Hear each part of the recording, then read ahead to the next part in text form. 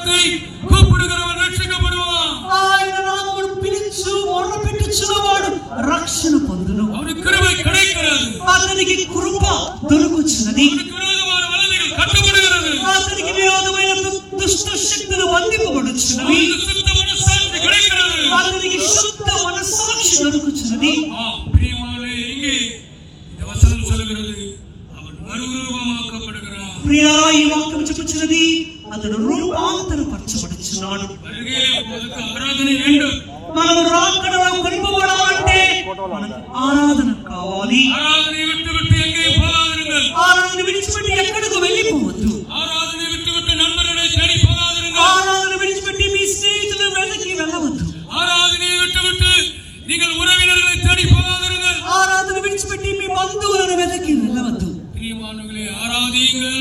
ప్రియులారా, దేవుని ఆరాధించుడి. நீங்கள் ஆராதிக்கும் பொழுது, మీరు ఆరాధించుచున్నప్పుడు நீங்கள் மறுரூபமாகிறீர்கள். మీరు రూపాంతరపరచబడుచున్నారు. உங்களுடைய ஆவி, ஆத்மா, శరీరం ஒரு மறுரூபத்தின் மேலே நடக்கிறது. మీ ప్రాణ ఆత్మ శరీరములో ఒక రూపాంతర క్రియ జరుగుచున్నది. உங்கள் శరీరத்தை జీవ బలియాయి கொடுத்து ఆరాధించుங்கள். మీ శరీరమును సజీవ యాగముగా సమర్పించి ఆరాధించుడి. இந்த ஆராதனையிலே பலி என்ன?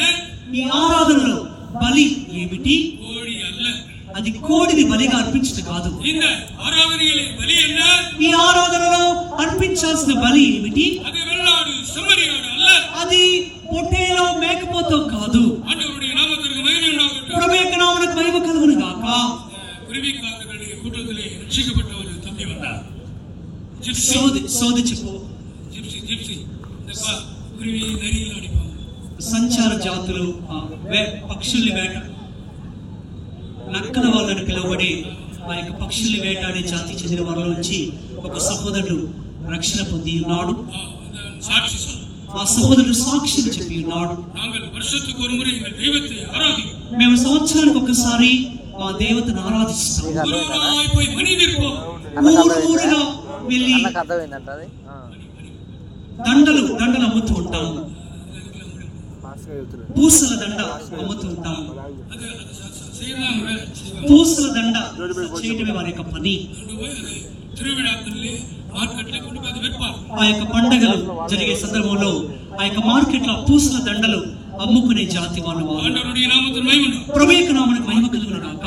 அவங்க காசெல்லாம் சேர்த்து అతను ఆ యొక్క డబ్బంతా చేర్చుకుని அந்த தெய்வத்திற்கு ஒரு எருமாடை பலி செலுத்துவார். వారు ఆ యొక్క డబ్బంతా సమకూర్చుకొని ఒక ఎద్దును ఆ యొక్క దేవతకు బలిగా అర్పిస్తారు. దున్నపోతును ఆ దేవతకు బలిగా అర్పిస్తారు. ஆண்டவருடைய நாமத்திற்கு மகிமை உண்டாகட்டும். ప్రభువు యొక్క నామమునకు మహిమ కలుగును గాక. ஒவ்வொருவருடைய ஆராதனையிலும் ஏதோ ஒன்றை அவர்கள் பலி செலுத்துகிறார். ప్రతి ఒక్కరూ తాము ఆరాధించే ఆరాధనలో ఏదో ఒకటి బలిగా అర్పిస్తున్నారు. தமிழ்நாட்டிலே தேனி என்ற ஒரு இடம் இருக்கிறார். తమిళనాడు రాష్ట్రంలో తేని అని పిలువబడే ఒక చోటు ఉంది. ఆ స్థలంలో ఒక ఊరికి పాస్టర్ గారు వెళ్ళి ఉన్నారు. ఒక ఊరికి పాస్టర్ గారు వెళ్ళి ఉన్నారు. இவர்கள் எப்படி தேவனை தொழுது கொள்வார்கள் தெரியுமா? ఈ ప్రాంతంలో ఏ విధంగా దేవుని ఆరాధిస్తారో మీకు తెలుసా అని అడిగారు.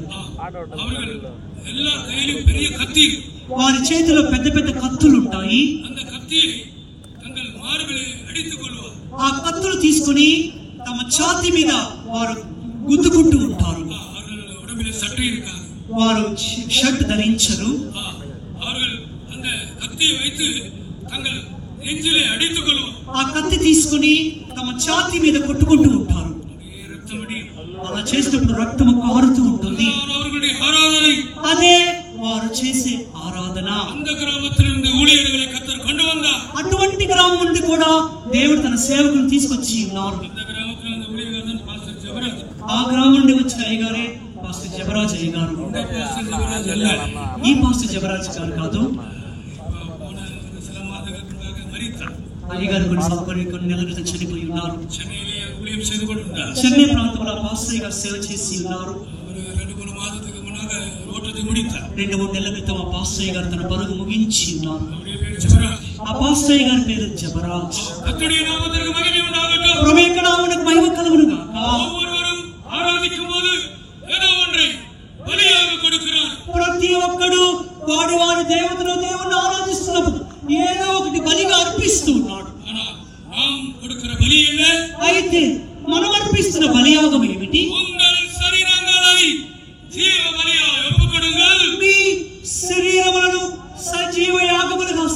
వచ్చుంది. ఇదే మీరు చేయగలిగిన యుక్తిగల సేవ. రోమిల రాసిన పత్రిక 12వ అధ్యాయం మొదటి 2 వాక్యం చదువుకుందాం. కాబట్టి సహోదరులారా, పరిశుద్ధమును దేవునికి అనుకూలమైన సజీవ యాగముగా మీ శరీరములను ఆయనకు సమర్పించుకొనుడని దేవుని వాత్సల్యమును బట్టి మిమ్మల్ని బతిమాలుకొనుచున్నాను. ఇంటి సేవ మీకు యుక్తమైనది. మీరు ఈ లోక మర్యాదను అనుసరింపక ఉత్తమమును అనుకూలమును సంపూర్ణమునై ఉన్న దేవుని చిత్తమేదో పరీక్షించి తెలుసుకున్నట్లు మీ మనస్సు మారి నూతన మగుట వలన రూపాంతరము పొందుడి. చదవండి. కాబట్టి సహోదరులారా, పరిశుద్ధమును దేవునికి అనుకూలమైన సజీవ యాగముగా మీ శరీరములను ఆయనకు సమర్పించుకొనుడని దేవుని వాత్సల్యమును బట్టి మిమ్మల్ని బతిమాలుకొనుచున్నాము. ఇట్టి సేవ ఇట్టి ఆరాధన మీకు యుక్తమైనది. మీకు యుక్తమైనది. మీరు ఈ లోక మర్యాదను అనుసరింపక ఉత్తమమును అనుకూలమును సంపూర్ణమైన దేవుని చిత్తం ఏదో పరీక్షించి తెలుసుకున్నట్లు మీ మనస్సు మారి నూతన మగుట వలన రూపాంతరము పొందుడి. ఆండవరుடைய నామమునకు మహిమ ఉండాలి. ప్రభువుకి నామమునకు మహిమ కలుగును గాక. ఆరాధించునవர்களுக்கு கிடைக்கிற பெரிய ஆசீர்வாதம் இதுதான். ఆరాధించిన వారికి దొరుకుచున్న గొప్ప ఆశీర్వాదం ఇదే.